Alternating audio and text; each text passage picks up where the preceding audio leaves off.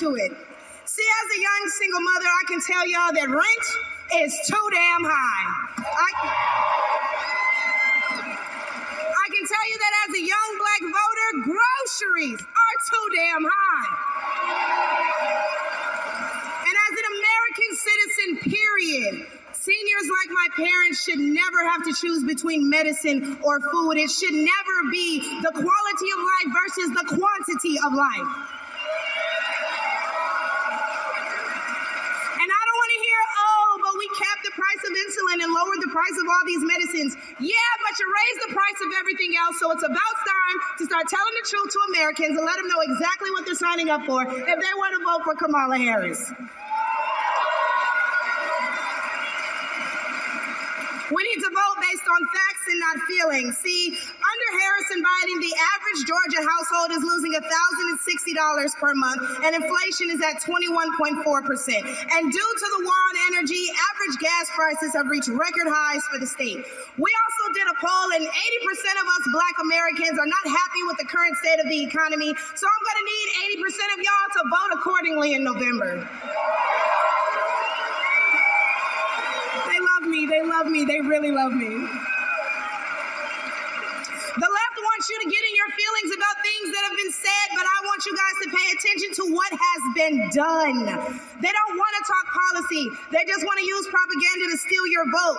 The left is trying to tout this woman as a savior for the Black community, but all she's done is hurt the Black community since she came into the game.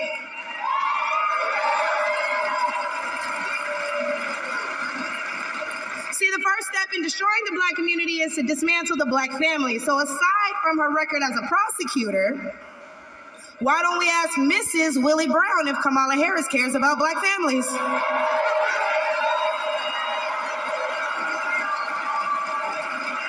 wonder if Mrs. Willie Brown, a Black woman, is also with her.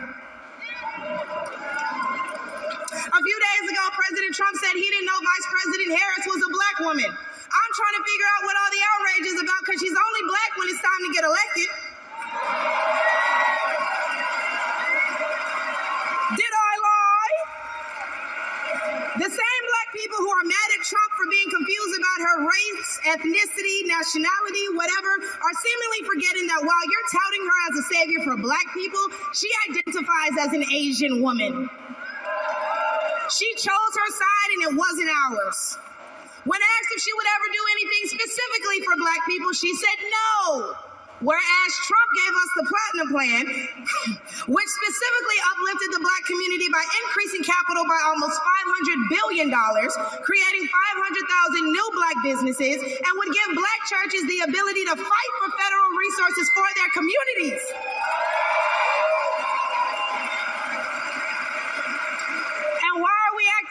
Strong borders aren't a thing literally everywhere else in the world. Since when has being patriotic been a crime?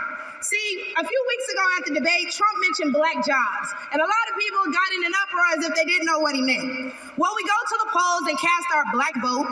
We go to the stores and spend our Black dollar. We live in our Black community, but for whatever reason, we draw the line at a Black job.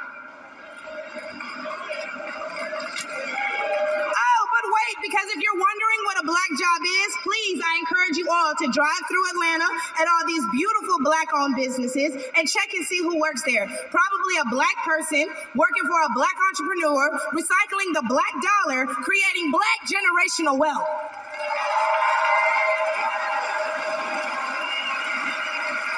If they come here illegally and they're taking your jobs and your resources, then please believe my cousins in the Appalachians, they're coming for you too.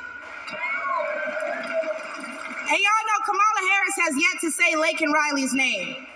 As borders are, she opened the border to millions of illegal immigrants that have flooded American streets with deadly drugs and gangs that have spiked overdoses by over 124% and brought more crime into minority communities. So how's that for Black folks? But let's take race out of it. Just as a woman, period. How can you be a champion for women's rights when you're taking away opportunities from biological women and giving them to transgendered ones?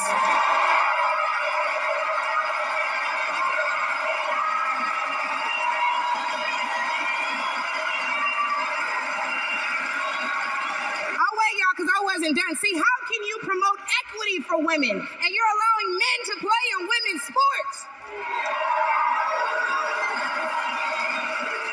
And what kind of feminist would still allow men to enter their sacred spaces, i.e. our bathrooms and school locker rooms?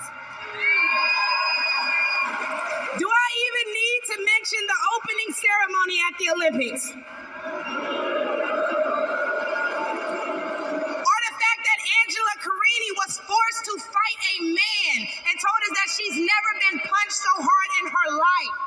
We cannot allow dangerous liberals who think things like this are okay into the White House, because my daughter will not be fighting a man at her wrestling match.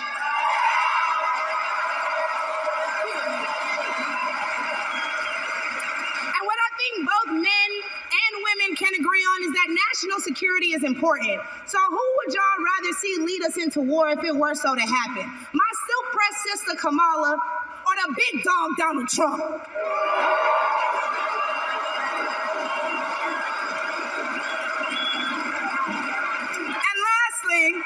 I cannot get up here without mentioning my farmers, the backbone of this country. And aside from the Biden-Harris administration hurting you guys in ways we can't even comprehend by the rising cost of everything, Black farmers suffered even more due to the delays associated with the Inflation Reduction Act signed in 2022. Now, don't let the Biden-Harris administration fool you, because they waited until the 9th hour to sign off on disbursements as a last-minute attempt to garnish support. But why would they hurt the agricultural industry? Probably because they're looking forward to making more money in the pharmaceutical one.